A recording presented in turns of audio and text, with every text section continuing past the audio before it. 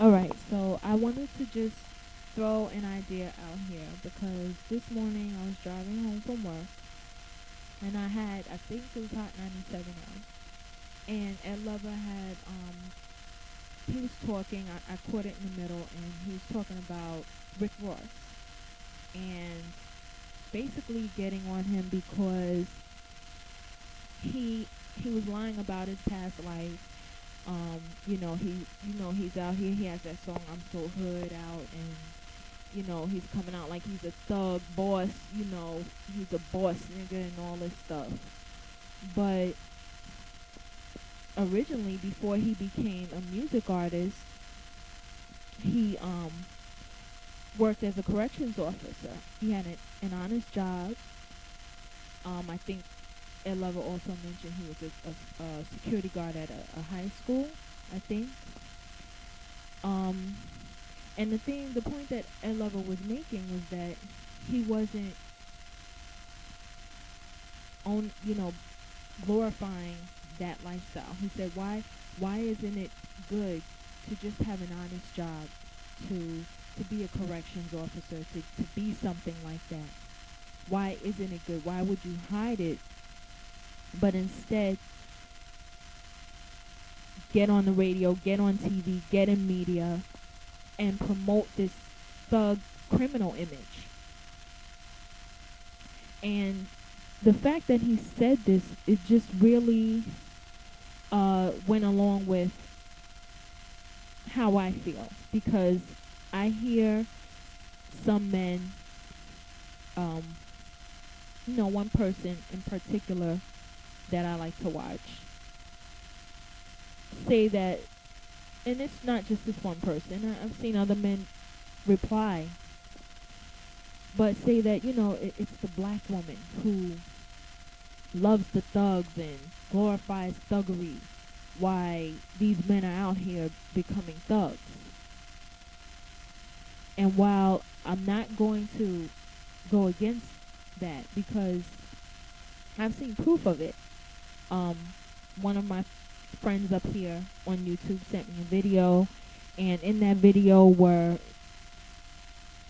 some black youths, girls and boys, and both were asked to set up a list of ideals that they had as far as prospects for a mate. And yes, at least one of the girls, if not the rest of them agreeing, put up on her list that the guy's got to be gangsta. I think that's the word she used. He got to be gangsta. And a few of the other youths there, especially the young men, were like, why is this even up here? So, seeing that video, if this is what's being done, then that just shows a small ratio of young women out here who are desiring thugs and giving them play, making it seem to guys like this is what they want. And it's not just black girls, because I was just looking on YouTube on different topics and things, and I ran into a flood of forums discussing why we love bad guys. And these were all white girls and women talking on the issue, and men. So it's not just black women, it's something that women do. And even one of the forums, one of the videos, this white woman was saying, I don't know why we love bad guys. It starts when we're young, and then when we hit around 35, we grow up and realize that needs to change. Same thing that has been brought out by some of the men and women on our forums. So it's a universal thing as far as America is concerned. I don't know about other countries because they have different standards, but here in America, it's a norm. It's not just black women who do it. And it's foolish, it's stupid. We've already addressed it, so I'm not going to address that. My point here was that that's a reason, but it's not the only reason. There are other reasons. And black men in the community play a large part in this persona being put across. as something good and being glamorized, they play a part in that too. Because they are the ones who put out these records, who put out these videos, who are making a career. I mean, the hip hop uh, music industry is dominated by men. And a lot of these men, they get into it for various reasons. A lot of them say they got into hip hop because they grew up in the ghetto. They didn't have anything. They made mistakes, didn't go to college, got in trouble, couldn't get a job. They pretty much fouled up the foundation that they had in their lives, so they got into hip hop. It was fast money. It's what they could do. This is a story that has been established over and over again.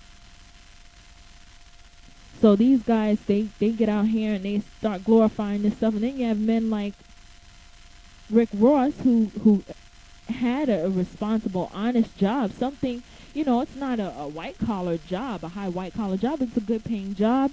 It's something noteworthy. You could do a lot of good in a situation like that to help the young men that you're monitoring. Do you think he promoted that? No. What is his videos talking about? How he's the boss and he's so hood, And this is what's been perpetuated by black men themselves.